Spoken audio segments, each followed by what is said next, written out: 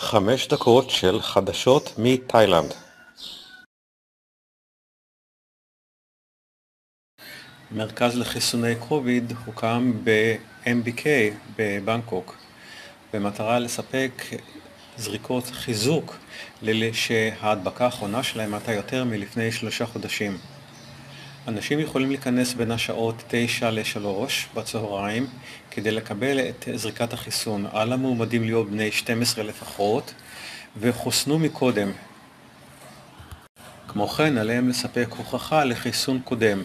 גם תיירים יכולים לקבל זריקת חיסון על ידי הצגת הדרכונים, אבל עם תשלום מסוים. מרכז החיסון ב-MBK יהיה פתוח עד ה-12 למאי, וכן בסופי השבוע של ה-20-21 במאי.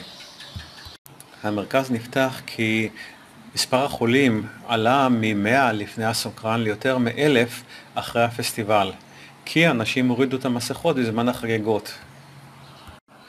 רוב החולים החדשים היו תסמינים קלים או ללא תסמינים בכלל.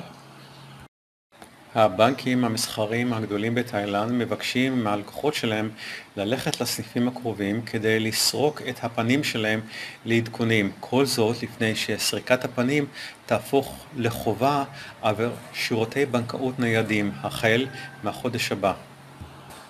בנק בנקוק מתחיל את סריקות הפנים כחובה החל מהחודש הבא, כאמור לביצוע העברות של יותר מ-50,000 בעת, וסכום העברה יומית שיעלה על 200,000 בעת. הבנקים מבקשים מלקוחותיהם להביא את תעודת הזהות ואת הטלפון הנייד שלהם לסניף הקרוב כדי להירשם ולהזדהות ולבצע את סריקת הפנים. עובדים בתאילנד חווים את רמת החוב הגבוהות ביותר של משקי הבית מזה 14 שנים. סקר נערך בקרב 13,000 נשאלים שמרוויחים פחות מ-15,000 בעת בחודש. הם ציינו שהחוב של משק הבית שלהם זינק למעלה ב-25% והממוצע השנתי הוא 272,000 בעת. יחד עם זה הם ציינו שהחוב לקרישי ההלוואות ירד מאוד, כי נראה שחלק מההלוואות הבלתי רשמיות הפך להיות הלוואות רשמיות. המשיבים ציינו כי ההחזר החודשי שלהם הממוצע הוא 8,500 בעת.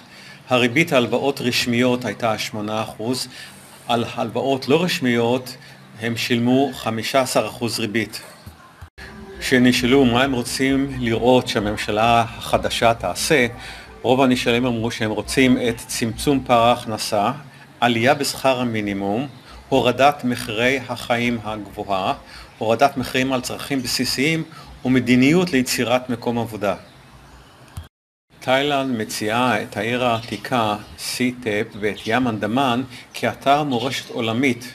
כל זאת כדי להגביר את הכלכלה המקומית, את התיירות, אבל גם לשמר אתרים היסטוריים. ועדת המורשת העולמית תתכנס בריאד בין ה-10 ל-25 בספטמבר, והיא תחליט על אתרים חדשים כמורשת אתרים לאומית. בנוסף, מתכננת תאילנד תוכניות פיתוח עבור 12 ערים עתיקות אחרות. בין הערים אפשר למצוא את פצ'בורי, טראנג, אודונטני, רויט, פיצנוק, יאלה, קנצ'נבורי, מהוסונג ועוד ועוד. אשת השוטר שנתפסה כרוצחת סדרתית. רישומים בנקאיים של האישה בת 36, החשודה בביצוע רציחות מרובות על ידי הרעלת נשים, מראים כי 20 אנשים העבירו מזומנים לחשבון הבנק שלה לפני שמתו בנסיבות חשודות. חוקרי המשטרה בחנו רישומים בנקאיים של החשודה במשך 3 שנים האחרונות. הנפטרים העבירו לה סכומים בני 5 ו-6 ספרות במהלך 3 שנים האחרונות. 20 אנשים נפטרו זמן קצר לאחר העברת הכספים לחשודה במשך התקופה הזאת של 3 השנים. 19 מהם, חושדת המשטרה, הורעלו בציאניד על ידי החשודה. 18 מתו בנסיבות חשודות.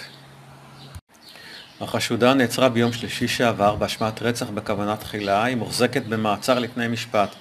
היא צפויה לעונש מוות אם תמצא אשמה אפילו במקרה בודד אחד של רצח בכוונת תחילה.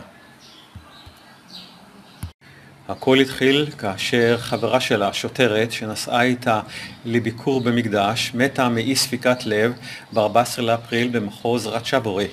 בנתיחה שלאחר המוות של השוטרת נמצא ציאניד בדמה. החשודה הייתה האדם האחרון שאיתו נראתה לפני מותה. המשטרה חוקרת גם חברה של החשודה שהיא אחות בבית חולים. החשודה ניסתה להשמיד ראיות שיכולות לקשר אותה למוות של האנשים שהיא לוותה מהם כסף. היא אושפזה בגלל חרדה ואמנזיה לפני שנים רבות, אמרה המשטרה. היא קיבלה תרופות למצב הרוח המשתנה שלה, אבל לא הייתה חולת נפש. תודה שצפיתם, נתראה מחר.